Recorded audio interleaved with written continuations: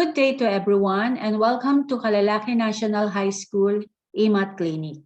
So before we proceed with our lesson, may I request you to please like, share, and subscribe to this channel. So we have here the permutation of objects. Okay, so this is our lesson for quarter 3, week 1. So we have here the following learning objectives. So in this lesson, you are expected to illustrate the permutation of objects, derive the formula for finding the number of permutations of n objects taken R at a time. Find the permutation of n objects taken R at a time. So let us have this example.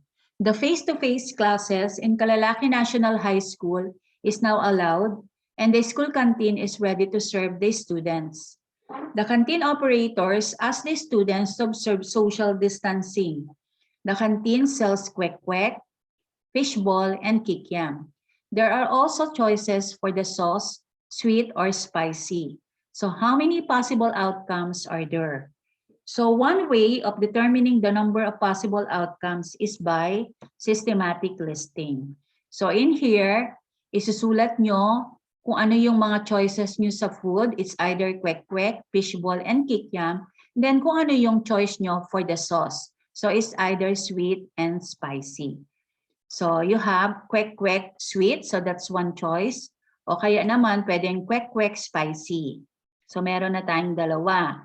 Then pangatlo, you can have fishball sweet and then fishball spicy sauce. O kaya you have the kikiam sweet sauce and then you have the kikiam spicy sauce. So kung bibilangin natin kung ilang lahat yung nasulat natin, so we have 6. So that means that there are 6 possible outcomes for this problem. Then another way is by fundamental counting principle. So the fundamental counting principle states that if there are m ways to do one thing and n ways to do another, then there are m times n ways of doing both things. Okay? So that means that if you have the food choice, that will be your m, and then times the sauce, so you have n.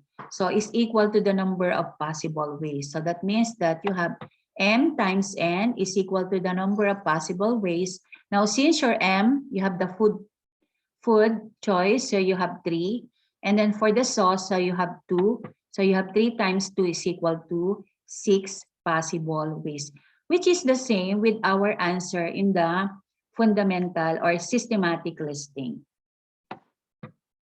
Okay, let us now proceed with permutation. So another way of organizing objects is by using permutation. So permutation is an ordered arrangement of set of objects. So we have here arrangement of objects wherein the order is very important. So each arrangement can be made using all or some elements of the set of objects without repetitions. So permutation is represented by, you have N, capital letter P, then you have R.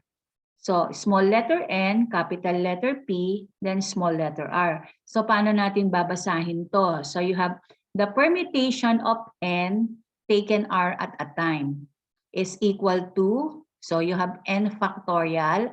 So itong exclamation point na to, ang basa natin dito ay factorial. So divided by quantity N minus R factorial, wherein the value of R should be greater than or equal to 0. So that means that you cannot have a negative value for R. And then the value of R should be less than or equal to N. Ibig sabihin, dapat yung value ng N ay mas mataas o pwedeng equal sa R. Okay? So another way of representing permutation is by using this. So you have the comma. So you have the permutation of a comma, you have the parentheses. So you have the permutation of quantity of N, R. So still, ganito pa rin ang pagbasa niyan. You have the permutation of N taken r at a time is equal to, so we have here the same formula, n factorial divided by the quantity of n minus r factorial. Okay, so let us have an example. So how many arrangements can be made using the letters A, B, C, and D taken 3 at a time? So kung i-express natin to into permutation statement, so we'll have, okay, so we have here the formula. So we will have the permutation of 4. So since you have here A, B, C, and D, so there are 4 letters, so you have 4. And then out of the 4, kukuha ka lang ng 3. So you have, your R will be 3. So your N is 4 and then your R is equal to 3. So using the formula, so N factorial, so that will be 4 factorial divided by N minus R. So your N is 4 minus your R is 3. So you have 4 minus 3 factorial. So you have now here 4, or the permutation of 4 taken 3 at a time is equal to. So 4 factorial is known to be 4 times 3 times 2 times 1. Okay? All over or divided by 4 minus 3 is 1 factorial. Okay? Then, so 1 factorial is 1. O, cancel mo yan. 1 at saka 1. So you will just multiply 4 times 3 times 2. 4 times 3 is 12 times 2 is equal to 24. So therefore, the permutation of 4 taken 3 at a time is equal to 24 divided by 1, and 24 divided by 1 is equal to 24. So what about this one? So if you have the permutation of 6 taken 2 at a time. So what do you think is the answer? Okay, so let us have the answer. So we have here the solution. So using the formula, so you have N is equal to 6 and R is equal to 2. So you have the 6 factorial divided by N minus R factorial. So you have 6 minus 2 factorial. So 6 factorial is known to be 6 times 5 times 4 times 3 times 2 times 1. And 6 minus 2 is 4. So you have 4 times 3 times 2 times 1. So you just cancel 4 times 3 times 2 times 1, and the denominator 4 times 3 times 2 times 1.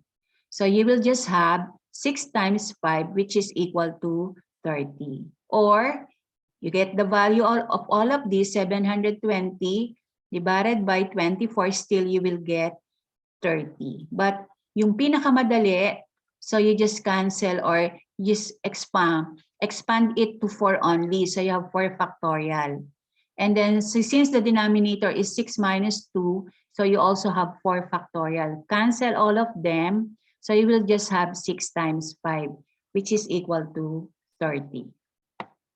Okay, another example. What if N and R are equal? So what do you think is the answer? So if N and R are equal, so you will just express it as 4 factorial, or you have N factorial. So you have 4 factorial. Okay, so 4 factorial is 4 times 3 times 2 times 1, which is equal to 24. Okay, so let us have this example. So the permutation of 5 taken 3 at a time. So what do you think is the answer?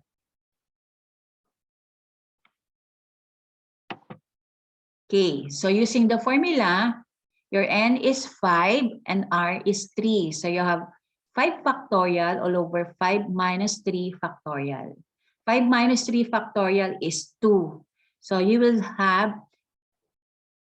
just expand it to 2 factorial all over. So you have 2 factorial. You cancel 2 times 1 or 2 factorial here and 2 factorial. So you will just multiply 5 times 4 times 3. So 5 times 4 is 20 times 3, you have 60. Or, so pwedeng i-multiply mo lahat. The value of 5 factorial is 120. And then the value of 2 factorial is 2. So 120 divided by 2, you have 60. Okay. Now, what if one of the element is unknown? So say you have here the permutation of 6 taken R at a time is equal to 120. So the unknown here is R. What do you think is the value of R here? So remember, you are given the value of the permutation, which is equal to 120. Okay? So using the formula, you have the permutation of 6 taken R at a time is equal to n factorial. So you have here 6 factorial. Divided by, you have 6 minus R factorial. Okay? So we have now the value of the permutation is 120 is equal to 6 factorial divided by the quantity of 6 minus R factorial. Now, one of the properties of proportion is you are going to divide, so first you have to get the value of 6 factorial, which is equal to 720. And then, so using one of the properties of proportion, so you have to divide 720 by 120. So you have 720 divided by 120 is equal to, so 6 or the quantity of 6 minus R factorial divided by 1. But since it is 1, so you only have the quantity of 6 minus R factorial. And then 720 divided by 120 is equal to 6, is equal to the quantity of 6 minus R factorial. And then you are going to express 6 in terms of factorial.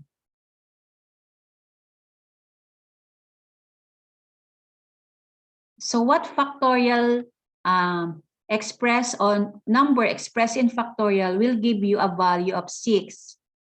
So you have 3 factorial. Remember, 3 factorial is known to be 3 times 2 times 1, which is equal to 6. So 6 in factorial notation is equivalent to 3 factorial, is equal to the quantity of 6 minus R factorial. Since pareho na silang factorial, so you can equate them. So you have now 3 is equal to 6 minus R. Then by addition property of equality, so you have R is equal to 6 minus 3, wherein the value of R is equal to 3.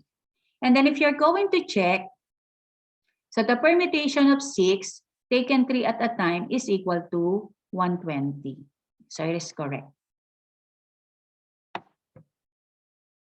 Okay, another example. What if this time the unknown is n? So you have the permutation of n taken 3 at a time is equal to 120. So using the formula, we have now the value of the permutation is 120 is equal to, now the unknown is n, so it is expressed as n factorial. And then your R is 3, so you have n minus 3 factorial. Then expanding n factorial, so you will have n times n minus 1 times n minus 2 times n minus 3 factorial. Dito ka nahihinto sa n minus 3 factorial. So that you can cancel n minus 3 factorial. So remember, nasa denominator mo ay n minus 3 factorial. So it can be canceled. So ang matitira na lang ay n, quantity of n minus 1, quantity of n minus 2 is equal to 120. Ngayon, mag-iisip ka ng tatlong magkakasunod na number na ang sagot ay, na kapag minultiply, ang sagot ay 120. So ano yung tatlong numbers na yon? So you have 6 times 5 times 4 is equal to 120. So as you can see, the value of n is 6. And then 6 minus 1, it will give you 5. 6 minus 2, it is equal to 4. So therefore, the value of n is equal to 6. Let us have another example. So we have here the permutation of n taken 3 at a time is equal to 336. So we have here the solution. Okay. So 336 is equal to the expanded form of n factorial. So hihinto ka hanggang n minus 3 factorial. Dahil ang denominator mo ay n minus 3 factorial para makancel yan. So ang matitira na lang ay n times n minus 1 times n minus 2 is equal to 336. Ganun pa rin, mag-isip ka ng tatlong number na kapag minultiply, ang sagot ay 336. So you'll have 8 times 7 times 6. So if n is equal to 8, 8 minus 1, you have 7. 8 minus 2, you have 6. So therefore, the value of n is equal to 8. Okay, so that's all for this lesson. So please, again, please like, share, and subscribe to this channel, Kalalaki EMAT Clinic. And then, I hope that you have a wonderful learning experience. So see you in our next video lesson.